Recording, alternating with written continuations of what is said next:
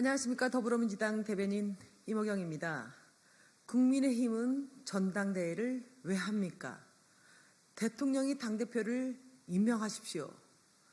대통령실의 여당 전당대회 개입이 끝을 모르게 도를 넘어서고 있습니다. 어제 이진복 정무수석은 아무 말도 하지 않으면 아무 일도 일어나지 않는다라며 안철수 후보에게 함구령을 내렸습니다.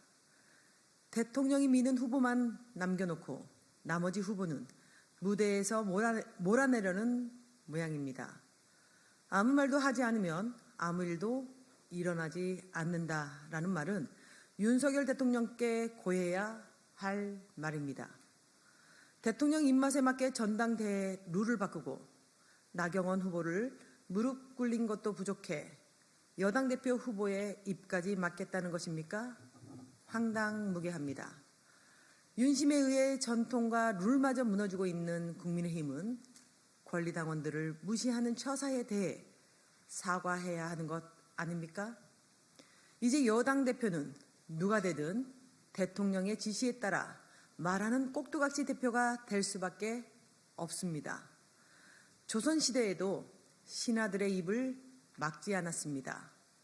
하물며 민주국가에서 부하도 아닌 여당 대표 후보에게 침묵을 강요하는 것이 가당키나 합니까?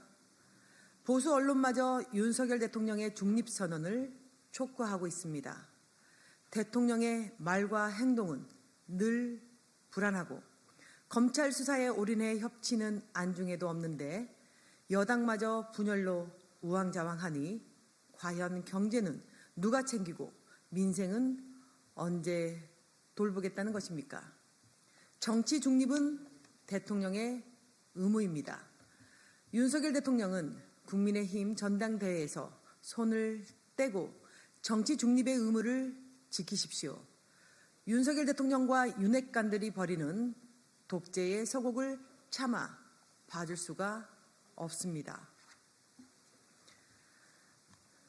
군대 내 폭력과 괴롭힘의 악습을 이제는 끊어내야 합니다. 지난해 말 강원도 최전방 감시초소에서 발생했던 GOP 총기 사건이 집단 괴롭힘으로 인한 극단적 선택이었던 것으로 드러났습니다.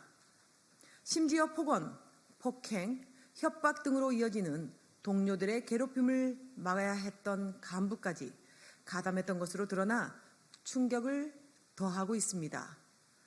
해당 간부는 집단 괴롭힘에 의한 극단적 선택을 감추기 위해 타살 가능성을 언급하는 등 허위 보고로 수사에 혼선을 주었다고 합니다. 군이 나라를 지키기 위해 입대한 청년을 지켜주지 못했습니다.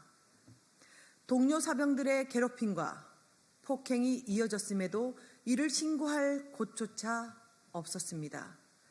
국가가 젊은이들을 사지에 밀어넣고 동아줄조차 주지 않았다고 말해도 할 말이 없습니다.